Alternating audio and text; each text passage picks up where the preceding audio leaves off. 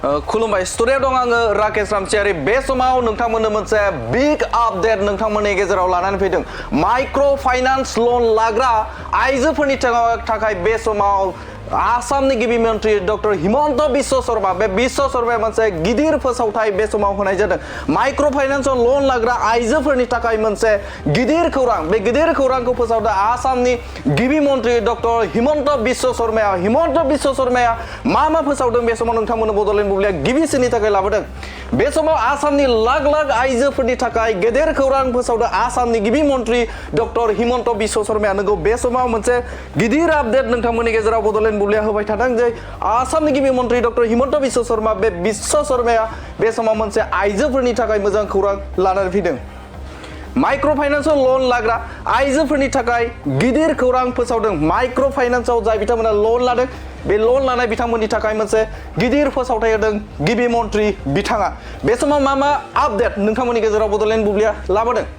micro' फाइनान्सआव लन लानाय आइजोफोरनि रांखौ आसाम सरकारा होगोन नंगौ माइक्र' फाइनान्सआव जाय बिथांमोना लन लादों बै लन लाग्राफोरनि थाखाय बे समाव आसामनि गिबि मन्त्रि थामहिनबा आसाम सरकारा बे समाव होनाय जागोन होननानै बे समाव बुंथिदों 25,000 रां माइक्र' फाइनान्स लन लानाय आइजोफोरा लनखौ होलांला 25,000 रां माइक्र' फाइनान्स लन लानाय आइजोफोरा लनखौ होनांला मोनसे बिग आपडेट जाय बिथांमोना 25,000 रां लादों बे 25,000 रां लानाय बिथांमोना बे समाव लनखौ होनांला थामहिनबा बिथांमोना लनखौ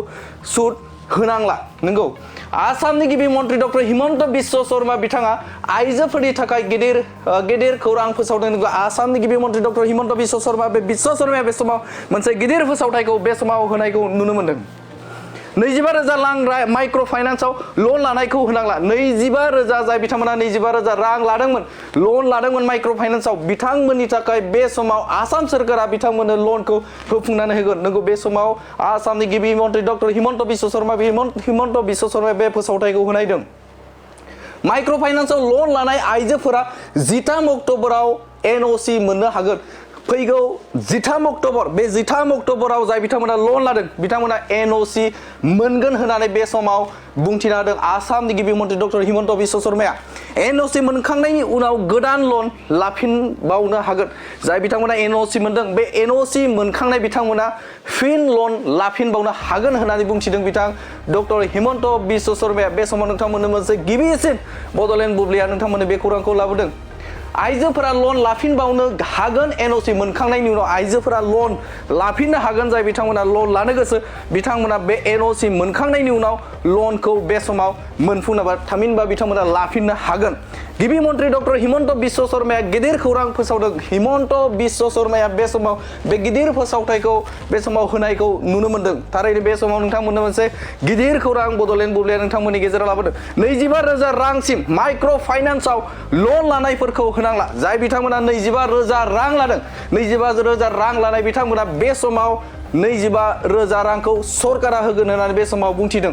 आसाम सरकारा सुख'ना होगोन आइजोफोरनि माइक्र' फाइनान्सआव लन लानायफोरखौ आसाम सरकारा बे समाव सुख'ना होगोन जाखिनि बेवहाय 25,000 रां लादों दा बिथांमोनखौ आसाम सरकारनिफ्रायनो बेखौ सुख'ना होगोन होननानै डक्टर हिमन्त बिश्व शर्माया बे समाव बुंथिदों नंगौ बे समाव नोंथांमोना बड'लेण्ड बुब्लिनि गेजेरजों फोरमायथिदों जाय बिथांमोना 25,000सिम लन लादों थामहिनबा माइक्र' फाइनान्सआव बिथांमोना लन लादों बिथांमोननि थाखाय मोनसे गिदिर फोसावथाय बे गिदिर फोसावथायखौ बड'लेण्ड बुब्लिनि गेजेरजों नोंथांमोननि गेजेराव फोरमायबाय गोजोन्थों 13 তাৰিখে মাইক্ৰ' ফাইনেন্সৰ যিসকলে 25,000 টকালৈকে ঋণ লৈছিল